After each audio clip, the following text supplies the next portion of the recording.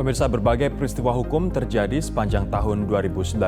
Beberapa di antaranya mendapat perhatian besar publik tanah air karena kegaduhan yang ditimbulkan ataupun yang menyebabkan gelombang unjuk rasa di sejumlah daerah.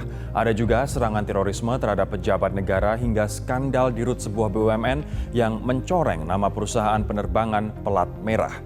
Berikut sejumlah peristiwa dan kasus hukum yang kami rangkum sepanjang tahun 2019.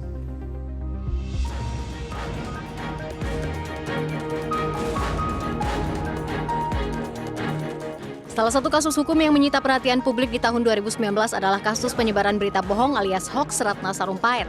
Kasus yang berawal pada Oktober 2018 ini memasuki sidang perdananya pada 28 Februari 2019. Ratna Sarumpait menjadi tersangka kasus penyebaran informasi bohong setelah mengaku dianiaya sejumlah orang di Bandung pada Selasa 21 September 2018. Kala itu di media sosial mendadak ramai beredar foto lebam wajah Ratna Sarumpait.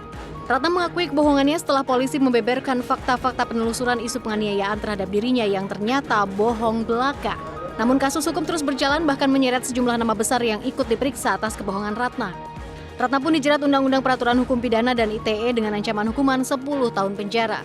Setelah menjalani beberapa bulan masa persidangan, Kamis 11 Juli 2019 Majelis Hakim menjatuhkan vonis 2 tahun penjara untuk Ratna. Vonis ini lebih rendah dari tuntutan jaksa, yakni 6 tahun penjara.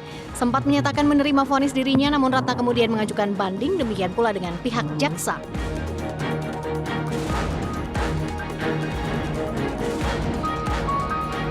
Selain Ratna Sarumpait, kasus hukum lain yang tak kalah menyedot perhatian publik yaitu amnesti Presiden kepada Baik Nuril, seorang mantan pegawai tata usaha di SMA Negeri 7 Mataram, Nusa Tenggara Barat. Baik Nuril yang merupakan korban pelecehan seksual menjadi terpidana dengan hukuman 6 bulan penjara dan denda 500 juta rupiah. Perjalanan panjang Baik Nuril yang mencari keadilan pun hanya tersisa melalui amnesti dari Presiden Joko Widodo. Kasus hukum Baik Nuril mulai tahun 2015. Ia dilaporkan oleh kepala sekolah mantan atasannya dengan tuduhan pelanggaran Undang-Undang ITE. Sempat dinyatakan tidak bersalah oleh Pengadilan Negeri Mataram, namun jaksa mengajukan kasasi ke Mahkamah Agung yang kemudian memutuskan ibu satu anak tersebut bersalah karena merekam pembicaraan antara dirinya dan mantan atasannya. Ia pun mengajukan peninjauan kembali atau PK ke Mahkamah Agung. Namun 4 Juli 2019 MA menolak PK yang diajukan. Dengan demikian Baik Nuril harus menjalani masa hukuman dan membayar denda. Waktu yang ditunggu pun tiba, Jumat 2 September 2019 di Istana Bogor, Baik Nuril menerima salinan keputusan Presiden tentang amnesti untuk dirinya. Ini adalah surat paling berharga dalam hidup saya. Saya cuma bisa bilang terima kasih yang sebesar-besarnya kepada Bapak Presiden yang dengan senang hati beliau mau menerima saya di Istana Bogor ini, dan saya sangat bangga punya presiden seperti Bapak Jokowi.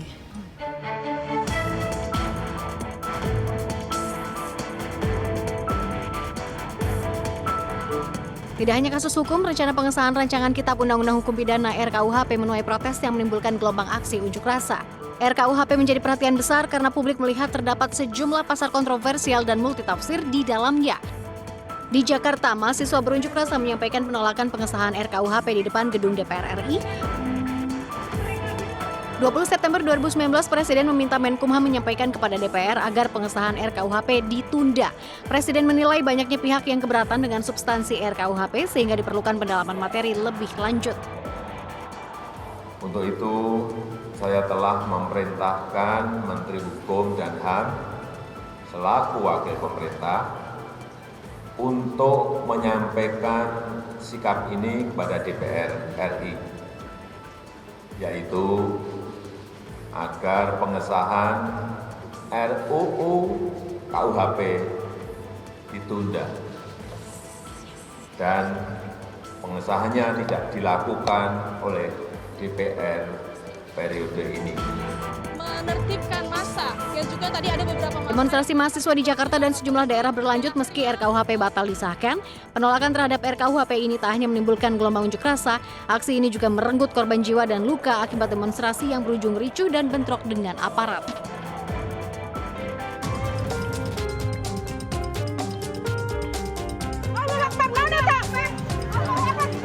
Peristiwa mengejutkan terjadi Kamis 10 Oktober 2019.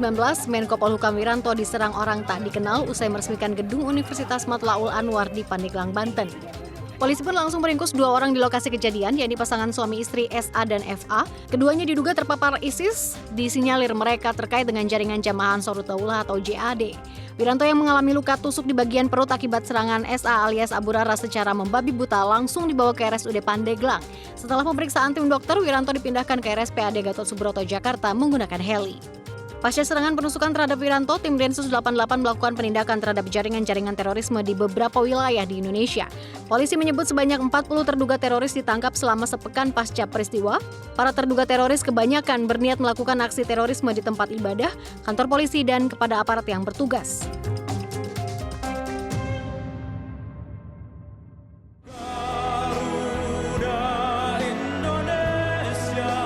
Di penghujung tahun 2019, skandal penyelundupan mengguncang perusahaan penerbangan plat merah Garuda Indonesia.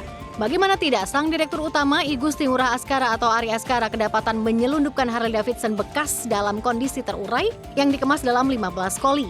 Tak hanya Harley Davidson, ditemukan pula 2 sepeda lipat Brompton yang dikemas dalam 3 koli.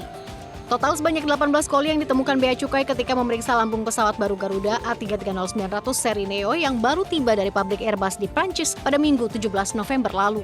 Bahkan semula barang-barang selundupan tersebut diklaim atas nama SAW dan LS yang adalah anak buah sang dirut Garuda. Negara merugi Rp532 juta hingga Rp1,5 miliar akibat masuknya barang selundupan tersebut. Kasus ini pun berbuntu dengan pemecatan Direktur Utama Garuda Ari Askara bersama 4 direktur lainnya oleh Menteri BUMN Erick Thohir. Saya sebagai Kementerian BUMN tentu akan memberhentikan Saudara Direktur Utama Garuda, dan tentu proses daripada ini karena ini perusahaan publik pasti ada prosedurnya lagi. Akibat ulahnya, Ari Askara terancam hukuman perdata dan pidana, sebab selain mengakibatkan kerugian negara, Ari juga merencanakan secara terstruktur. Di tengah upaya meningkatkan kinerja BUMN, apakah penyelesaian kasus skandal Garuda ini menjadi pintu masuk untuk bersih-bersih di lingkungan BUMN? Kita lihat nanti.